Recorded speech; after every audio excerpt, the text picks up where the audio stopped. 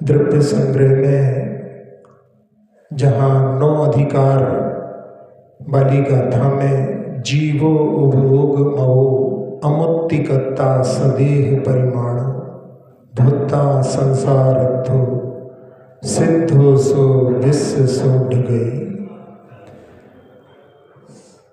इसमें आत्मा के लिए अमुक्ति अमूर्तिक बतलाया है। अमूर्तिक आत्मा कैसी है? अपन संसार में सब जो भी देखते हैं वो मूर्तिक है। पुद्गल जिसके पास में स्पर्श रस गंध वर्ण होते हैं, रूपादि संस्थानों मूर्ति जिसके पास में रूप रस गंध वर्ण होते हैं वो मूर्तिक कहलाता है। और आत्मा के पास में ये नहीं है। तो प्रश्न उठता है कि फिर अमूर्तिक आत्मा का कर्मों से बंधन कैसे होता है? तो अध्यात्म ग्रंथों में बतलाया है कि संसारी आत्मा एकांत से अमूर्तिक नहीं, वो कथनचित मूर्तिक भी है। संसार में उसका कर्म से संबंध अनादिकाल से है, उसकी कोई शुरुआत नहीं हुई। जैसे दुग्ध में जल गाय के थनों से ही मिश्रित होकर के आता है, कोई बाद में दूध में जल मिलाए वो बात अलग है, लेकिन दूध जल से मिश्रित ही होता है। ऐसे प्रत्येक आत्मा संसारी कर्मों से संयुक्त सदा से है और इसलिए वो कथनचित मूर्तिक कही गई है। लेकिन बंधन में कर्मों के होने के बाद में भी आज तक उसने अपने स्वभाव को नहीं छोड़ा। सभी द्रव्य अपने अपने स्वभाव में रहते हैं। संयुक्त अवस्था जहाँ जीव और पुद्गल की मिलकर के ऐसी बन गई है, लेकिन फिर भी उन्होंने कभी अपने स्वभाव को नहीं छोड़ा। कभी भी कर्म चेतना के रूप में परिवर्तित नहीं हुए और कभी भी आत्मा कर्म के रूप में परिणत नहीं हुई। तो ऐसी अमूर्तिक आत्मा जहाँ उसके पास में संकोच विस्तार की क्षमता है, छोटे शरीर में जाती है तो छोटी हो जाती है, बड़े शरीर में जाती है तो वही फैल करके बड़े रूप को धारण कर लेती है। जहाँ विस्तार और संकोच को समझने के लिए छिपकली का उदाहरण ले सकते हैं। छिपकली की पूंछ जब कट जाती है, गिर जाती है, तो उस समय में छत के ऊपर छिपकली है, लेकिन उसकी पूंछ जमीन पर वहाँ तड़प रही है। और एक क्लियोन फोटोग्राफी होती है, उसमें फोटो लेने पर दोनों के बीच का संबंध भी दिखाई देता है। एक सफ़ेद धारा जहाँ छिपकली है वहाँ से लेकर के नीचे तक जो पूंछ तड़प रही है वहाँ तक उसका संबंध उस फोटो में आ जाता है। और जब वो अपनी आत्मा को संकुचित करके मूल शरीर में प्रवेश कर जाती है तो फिर वो फोटो नहीं आता और इधर इसकी तड़पन भी छूट जाती है, यानी उस आत्मा ने अपने मूल शरीर में प्रवेश कर लिया है। तो पहले वो आत्मा इतनी दूर तक जो है विस्तृत फैल गई थी, चूँकि संसारी अवस्था में आत्मा कर्मों से बंधी हुई है और उसके कारण में उसके तेजस और कार्मण ऐसे भी जो है शरीर रहते हैं, जिनके कारण में शरीर में कांति ऊष्मा आदि भी होती है और उसके कारण में जहाँ मूर्तिक पदार्थ होते हैं उन्हीं का रूप होता है। लेकिन आत्मा यदि एकांत से अमूर्तिक होती तो उसका फोटोग्राफ नहीं लिया जा सकता, लेकिन ऑरा के माध्यम से उसका फोटो वहाँ पर आ रहा है।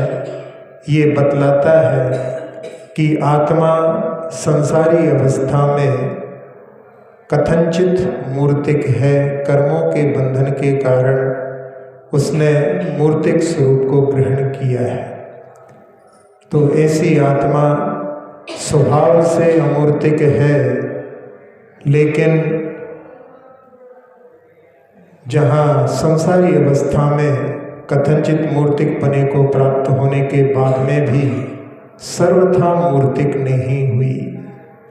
जहाँ पुद्गल जो कि जड़त्व से युक्त होता है, चेतना से रहित होता है, ऐसी जो है आत्मा कितनी भी निम्न पर्याय में चली जाए, निगोद में भी चली जाए, लेकिन वहाँ पर उसके चेतनत्व का कभी भी अभाव नहीं होता।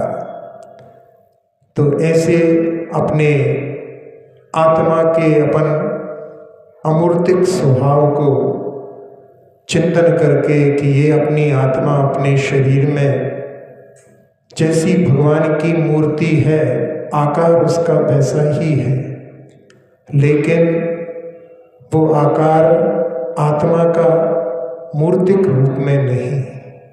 सिद्धों का जहाँ रूप एक प्रतिमा के रूप में अपन देखते हैं, जो खांचे वाली प्रतिमा होती है, उसमें अपने लिए जो खाली स्थान है वो सिद्धों का स्थान बतलाया जाता है। वो निराकार है, लेकिन उस निराकार को भी आकार के रूप में दिखलाने के लिए बाहर का जो खांचा है वो अपने लिए उस आकार को उत्पन्न करने में सहायक होता है। तो ऐसे ही जहाँ जब अंतिम शरीर छूटता है, जिसमें 9 कर्म, द्रव्य कर्म, भाव कर्म को नष्ट करके आत्मा इस शरीर से छूट करके जब ऊर्ध्वगमन करती है, तो उसका आकार पूर्व शरीर से कुछ कम होता है, क्योंकि अपने शरीर के अंदर जहाँ आत्मा विद्यमान है वहाँ बहुत सारा खाली स्थान भी है। अपने मुख के अंदर, अपने कानों के अंदर, अपनी नासिका के अंदर और अपने उदर के अंदर भी जो खाली स्थान है वहाँ पर आत्मा नहीं है। तो उस स्थान को भरने के लिए जब आत्मा निकलती है तो वो संकुचित हो जाती है, और इसलिए वो जो है पूर्व शरीर से कुछ आकार कम उनका सिद्धों का होता है। ऐसी अमूर्तिक लेकिन आकार जो होता है वो आत्मा का पूर्व शरीर के द्वारा निर्धारित होता है। इसलिए अमूर्तिक का भी आकार अपन इस प्रकार से स्वीकार कर लेते हैं। जहाँ रूपी जो पदार्थ होते हैं उनमें जो स्पर्श, रस, गंध, वर्ण से युक्त होते हैं, उनमें ही कुछ आकार अपने लिए देखने में आता है।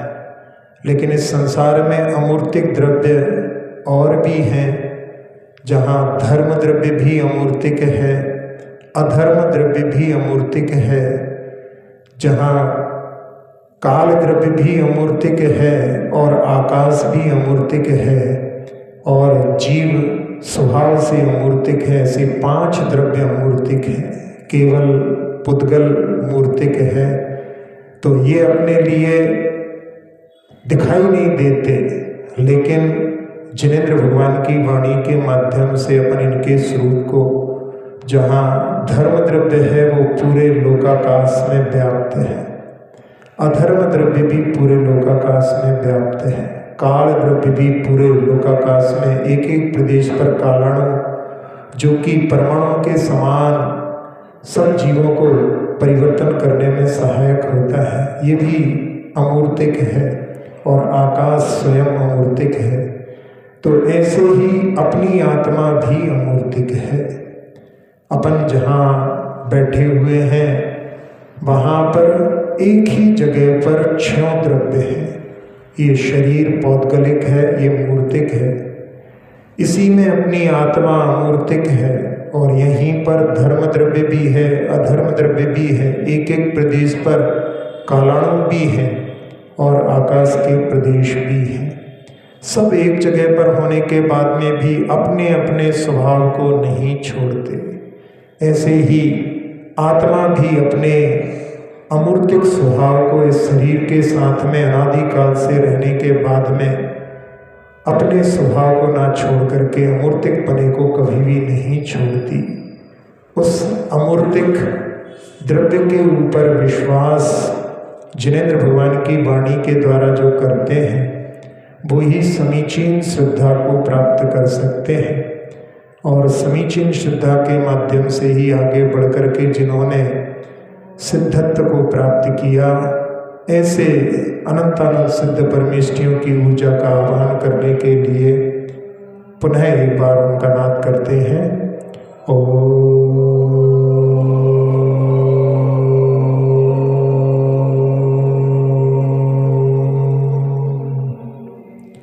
बरस रही है ऊर्जा जिसने मस्तिष्क के ऊपरी भाग से प्रवेश करके मन के सारे विकार धो दिए हैं।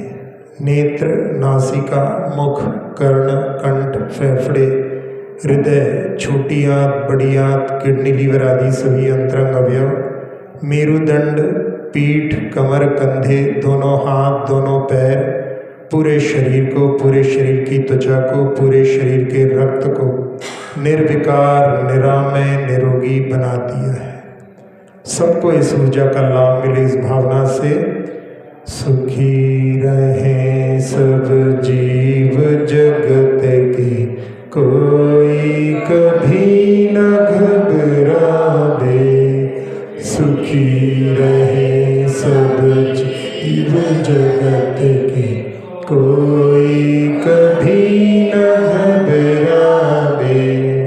सुखी रहे सब जीव जगत के, कोई कभी न घबरावे। सारे संसार में शांति का वातावरण अनंतानंद सिद्ध परमेष्ठियों को नमन करते हुए अक्षर पद मात्रा से दूषित वचन अगर मनहीन रहे,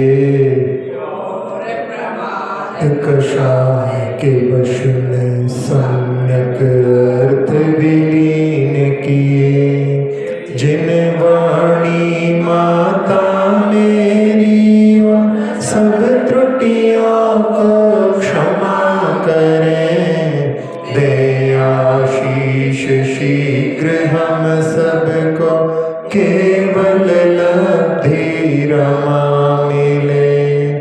प्राप्त हमें हो बोधि समाधि परिणामों की शुद्धि हो, निज आत्म उपलब्ध हमें हो, शाश्वत सुख की सिद्धि हो।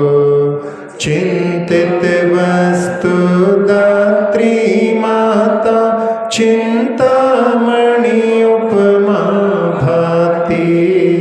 करो वंदना पूर्ण विनय से, चरण रखूं मैं ये पाती। कर जिन